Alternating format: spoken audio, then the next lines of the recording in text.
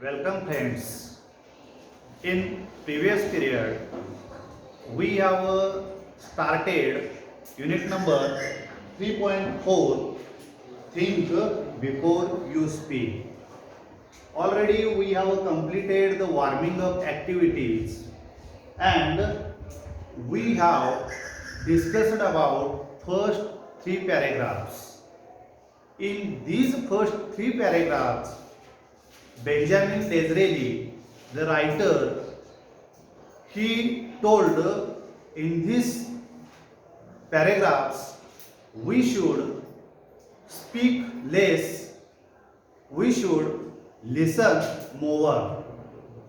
Therefore, the nature has gifted to us 2 ears and one mouth, and therefore we should speak less and listen more. He has given so many examples in these paragraphs. Today we are going to learn about a story of a young man and a spiritual teacher on page number 82, last paragraph. Look in your book on page number 82. काल आपण विद्यार्थी मित्रांनो कालच्या तासाला आपण बघितलेलं होतं की बेंजामिन डिझरेली यानं आपण अधिकात अधिक ऐकावं आणि कमीत कमी बोलावं असं त्यानं सांगितलेलं होतं. आपल्या शरीराची रचना देवानं किंवा निसर्गानं असं केलेली आहे की आपणाला दोन कान दिलेले आहेत आणि एकच तोंड दिलेले आहे. जर आपणाला अधिकात अधिक बोलावं आणि कमीत कमी ऐकावं असं जर असतं तर दोन्ही बाजूला दोन तोंड दिली असती आणि मधल्या बाजूला आपणाला एकच कान दिलं असतं आणि माणूस विचित्र दिसला असता. तर तसं न करता आपण अधिकात अधिक ऐकावं आणि कमीत कमी बोलावं यासाठी आपणाला दोन कान आणि एक तोंड दिलेलं आहे. हे आपण कालच्या तासाला बघितलेलं होतं. आज आपण शेवटचा उतारा पान नंबर 81-82 वरती दिलेला जो उतारा आहे तो आपण पाहतोय. एका स्पिरिच्युअल टीचरची ही कथा आहे, एका यंग पर्सनची ही कथा आहे. ज्या वेळा तो तरुण माणूस त्या आध्यात्मिक गुरुकडे जातो त्यावेळा त्या आध्यात्मिक गुरुनं त्याला दिलेला जो सल्ला आहे तो सल्ला आपण इथं पाहतोय. See on your book. A young man went to his spiritual teacher and said, went. This is the past verb of go. Go या क्रियापदाचं भूतकाळी रूप इथं went दिलेलं आहे. A young man went to his spiritual teacher. Spiritual means आध्यात्मिक. आध्यात्मिक गुरुकडं तो तरुण गेला. And said, आणि तो काय म्हणाला? I have spoken a very harsh and unkind words. This is the present perfect tense sentence. I have spoken very harsh and unkind word. Unkind word निर्दयी शब्द आणि harsh म्हणजे कठोर. कठोर आणि निर्दयी शब्द मी माझ्या मित्राला वापरलेले आहेत असं तो म्हणतो. To my friend. and he is deeply hurt आणि त्या शब्दांच्यामुळं तो दुखावला गेलेला आहे. I am afraid I have lost my friendship with him. I am afraid मी आता घाबरलेलो आहे. का? I have lost my friendship. This is also the present perfect tense. म्हणजे पूर्ण वर्तमान काळाचं रूप इथं दिलेलं आहे. I have lost my friendship.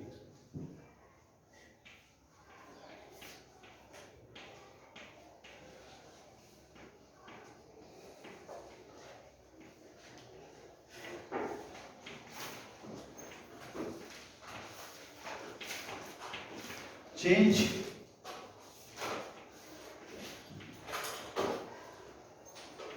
into past perfect.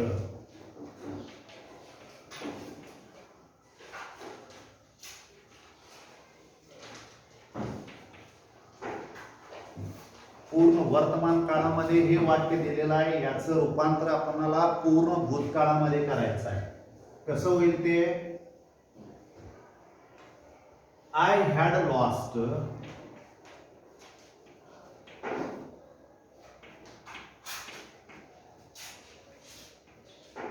My friendship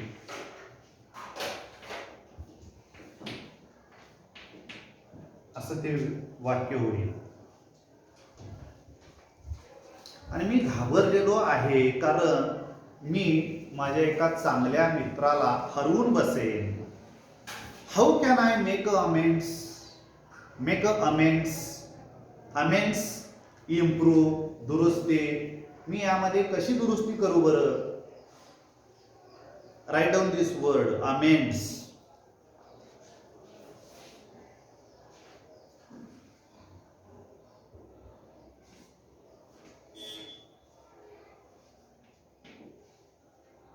improve.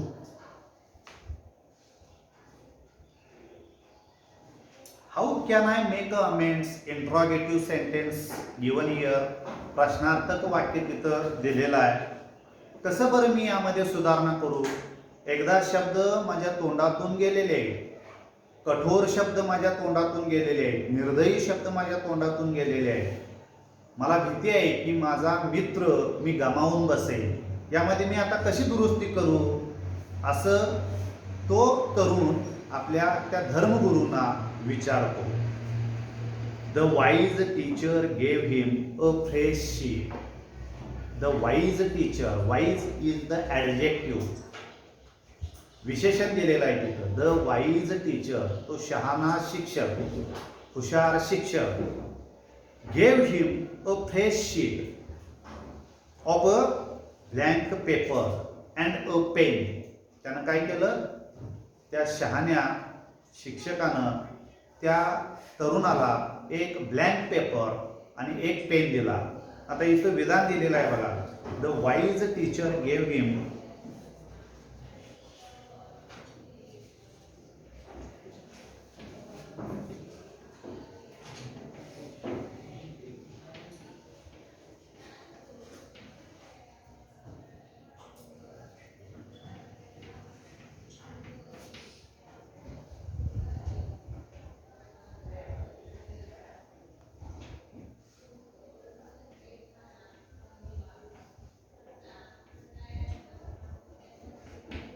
change the voice of this sentence.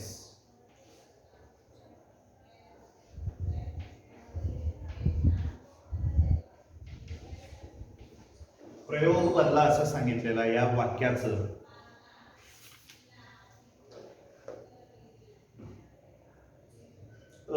The wise teacher gave is the past verb of give him a fresh sheet. Him and a fresh sheet. There are two objects given in this sentence. दोन कर्म या वाक्यामध्ये इथं दिलेले आहे. आणि त्यामुळं आणि इथं भूतकाळी रूप गेव वापरलेला आहे. त्याच्यामुळं आपण हे वाक्य प्रयोग बदलत असताना, चेंज वाईज करत असताना अशा पद्धतीनं होईल. अ फ्रेश शीट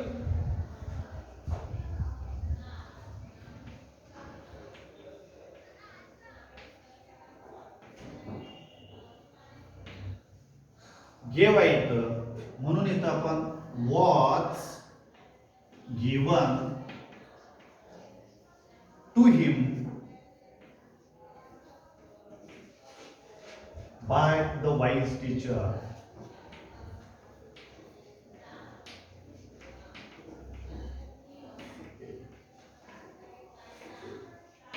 असं त्याचं चेंज वाईज होईल. When a young man went to the teacher, that time a spiritual teacher, that time the wise teacher gave him a blank paper, a fresh sheet and a pen. He gave to him and asked to the young man, write down on this paper all the harsh things you said to him. He ordered to the young person, take this blank paper and this pen and write down what you said to your friend. All these harsh words you should write down on the paper. त्यानं सांगितलं की जे जे काही तू कठोर शब्द बोललेला आहेस ते कठोर शब्द त्या ब्लँक पेपरवरती तू लिहून काढ. The young man did as he was told.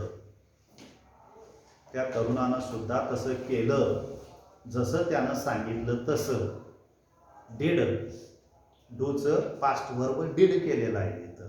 The young man did as he was told, सांगितल्याप्रमाणे त्यानं केलं. And showed the paper two the teacher, आणि काय केलं त्यानं, तो पेपर जो होता तो पेपर त्यानं त्या वाईज टीचरला दाखविला. Turn the page and see on the page number 82. Now tear up this sheet of a paper into as a small bits as you can, the wise teacher said. The wise teacher again suggested to the young man, now tear, फाडणे, tear up this sheet of a paper. तो कागद, ज्या कागदावरती तू त्या मित्राला जे जे काही कठोर शब्द बोललेला आहेस तो कागद तू आता फाडून टाक. कसं, ॲज मेनी स्मॉल बिट्स, अतिशय त्याचे छोटे छोटे असे तुकडे तू कर. ॲज यू कॅन, शक्य आहे तेवढे लहान लहान तुकडे त्याचे कर. द वाईज टीचर सेड, त्या शहाण्या शिक्षकानं, गुरुनं त्याला तसं सांगितलं. Soon the single sheet was torn into 100 tiny bits of a paper. Soon the young man followed of his suggestions. He tore up a small bits of a paper, 100 bits of the paper. त्यानं काय केलं, त्या कागदाचे छोटे छोटे त्यानं तुकडे केले, जवळजवळ 100हून अधिक तुकडे केले त्यानं. Soon the single sheet was torn into 100 tiny bits. Tiny bits, a very small bits. Bits means छोटे तुकडे. Write down these words. Tiny bits. Tiny. त्या कागदाचे त्याने काय केले, छोटे छोटे तुकडे त्याने केले.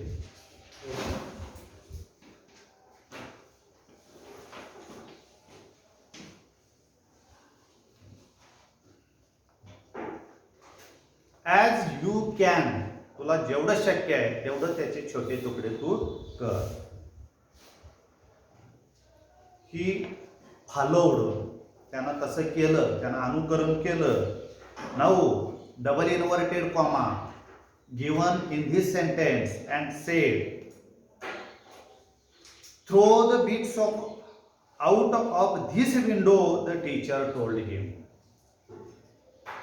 You have tore up all the paper, small bits, and now you throw into the window. First he advised to the young person, he gave a blank paper and a pen and told him, write down what you told to your friend, a harsh word, unkind words, write down on the paper. Then after writing you should make a small bits of this paper, tore this paper, tear up this paper, and after that he told him you should throw these small bits into the window. Understand? पहिल्यांदा सांगितलं की लिही सगळं त्या कागदावरती.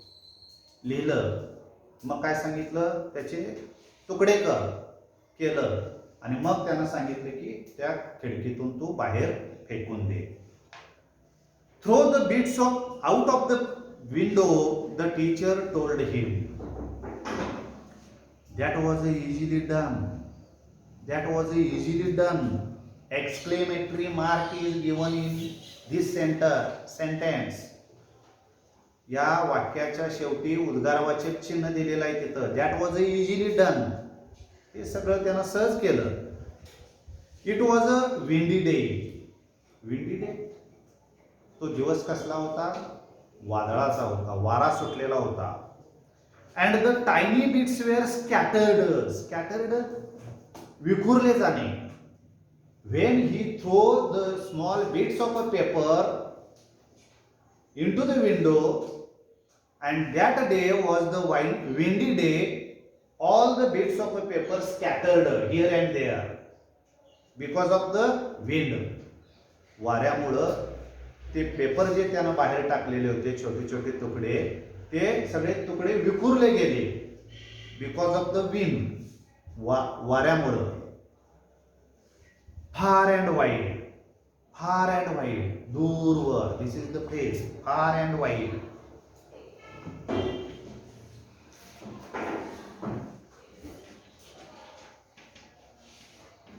दूरवर ते कागदाचे कपटे विखुरले गेले. Even as the young man watched. त्याच्या समोर तो बघत राहिलेला आहे आणि त्याच्या समोर ते कागदाचे तुकडे सगळे, कपटे सगळे विखुरले गेले. Now go out in to the street. आता काय करतो?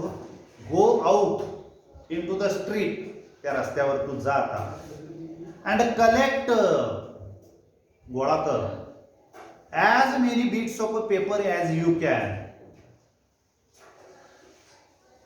You should go on the street and collect together a small bits as you can. तुला शक्य आहे तेवढे तू काय कर, ते कागदाचे कपडे तू कलेक्ट कर, गोळा कर.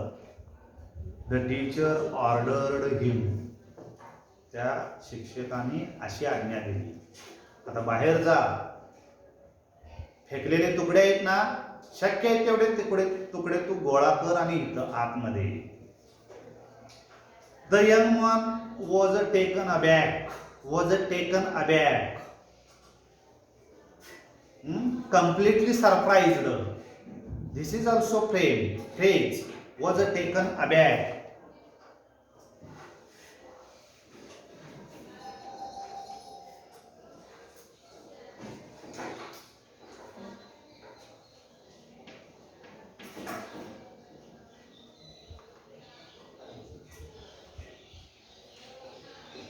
तो आश्चर्यानं मागं फिरला, तो तरुण. But that will be difficult.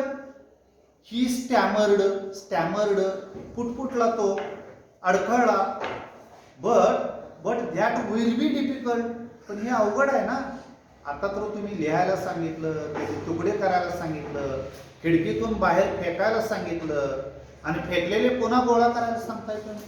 खूप अवघड आहे हे. He was surprised. He was taken aback. And he said it was difficult. अवघड आहे हे सगळं. It will be difficult indeed. Indeed, खरोखरच हे अवघड आहे. But do give it a try. पण प्रयत्न तरी करून बघायला काय हरकत आहे. बघ, जा तू गोळा करते कपटे कागदाचे. The teacher suggested. त्या शिक्षकानं सुचवलं त्याला असं. The young man went out on the street. तो बाहेर गेला. He return half an hour later. Half an hour, अर्ध्या तासामध्ये तो परत आला. एक्झॉस्टेड, टायर्ड, थकलेला अवस्थेमध्ये तो पुन्हा तिथं आला.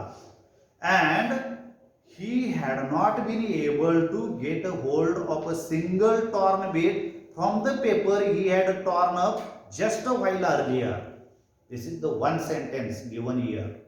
एकच वाक्य इथं दिलेलं आहे. त्या अर्ध्या तासानंतर तो पुन्हा आत आला. थकलेल्या अवस्थेमध्ये तिथं आलेला होता तो. He had not been able, त्याला शक्य झालेलं नाही, त्याला ते कागदाचे कपडे मिळवता आलेले नाही. To get a hold of a single torn bit from the paper, एकही पेपर त्याला घेता आलेला नाही. He had torn up just while earlier. He had torn up, tear, tore and torn, तिसरं रूप दिलेलं आहे. Torn up just a while earlier, काही वेळेपूर्वी त्यानं जे काय फाडलेलं होतं ते फाडलेले पेपर त्याला परत गोळा करता आलेले नाही. That is what happens with the spoken words. The wise teacher gave a best example to the young person, young man. त्या तरुणाला त्या शहाण्या गुरुनं, त्या धर्मगुरूनं, त्या स्पिरिच्युअल टीचरनं एक बेस्ट अगदी उदाहरण दिलेलं होतं, प्रत्यक्षात कृती करून दाखवलेली होती. That is what happens with the spoken word. Spoken word बोललेल्याही शब्दाचं असंच असतं, एकदा का तुमच्या तोंडातून तो शब्द बाहेर पडला तो तुम्ही परत घेऊ शकत नाही. You cannot get it back. If you have spoken a wrong word, a harsh word, unkind words to your friends, you cannot get it back. जसं त्या माणसाला, त्या तरुणाला फाडलेले कागदाचे कपडे गोळा करता आले नाही, सेम तसंच त्यानं बोललेलं, त्याच्या मित्राला बोललेलं जे निर्दयी शब्द होते, ते निर्दयी शब्द, कठोर शब्द त्याला पुन्हा घेता आलेलं नव्हतं. हे या कृतीतून त्या शहाण्या शिक्षकानं सांगितलं. This is what happens with the spoken words. बोललेल्या या शब्दाचं सुद्धा असंच असतं. बोललेले शब्द सुद्धा असेच असतात की एकदा आपण तोंडातून आपल्या शब्द बाहेर पडले की ते आपण परत घेऊ शकत नाही. द टीचर सेड टू हिम. शिक्षकानं या कृतीमधून हेच सिद्ध केलं होतं. एवढं लांब त्याला सांगण्याचं कारण तर काय होतं, जे जे काय तू बोललेला आहेस, what you have spoken, the harsh words, unkind words, write down on a blank paper, blank sheet, and then tower it, tear it, नंतर फाडून टाकते, and throw into the window and go outside and collect all the bits of the paper. That time the young person become unsuccess. He failed to collect the papers. The same way we cannot take back the spoken words. बोललेले शब्द सुद्धा असेच असतात, आपण ते परत घेऊ शकत नाही. एकदा का आपल्या भात्यातून बाण सुटला की तो परत आपणाला घेता येत नाही. सेम तसंच या शब्दांचं सुद्धा आहे. म्हणून निसर्गानं काय केलेलं आहे, विचारपूर्वक बोलण्यासाठी दोन भिंती घातलेल्या आहेत, दोन कुंपणं घातलेले आहेत. The nature has gifted, endowed to the person two walls, two fences before a word he can speak. The first fence is the row of the teeth and the second two lips. या दोन कुंपणांना ओलांडूनच त्याला पुढे जावं लागतं. म्हणजेच विचार तोपर्यंत मानव करू दे आणि मगच ते शब्द तो बोलू दे, हा त्यामागचा हेतू आहे. That is what happens with the spoken words, the teacher said to him. Once you have spoken the words aloud, मोठ्यानं एकदा का तुम्ही तो शब्द बोलला, एकदा का शब्द तुमच्या ओठामधून बाहेर पडला, it is very difficult to take them back. खूप अवघड आहे याच्यानंतर की ते परत घेणं अशक्यच आहे जवळजवळ. Therefore, आणि म्हणून Learn to think before you speak in anger. Learn to think. शिका. कशासाठी? विचार करण्यासाठी. Think before you speak. बोलण्यापूर्वी तुम्ही हे शिका. विचार करायला शिका. Therefore, learn to think before you speak in anger. रागाने, अँगर म्हणजे रागाने बोलण्यापूर्वी विचार करायला शिका आणि मगच तो शब्द तुम्ही वापरा. Here the best example given about a wise teacher and a young person. A wise teacher gave a good lesson to the young person and he describes about a good lesson in his lesson on page number 82. Now another one example given about a great philosopher, Socrates. Socrates was the great philosopher. He gave some other examples about you should speak less and listen more. What are these examples? We will study, we will learn to the next period. Thank you.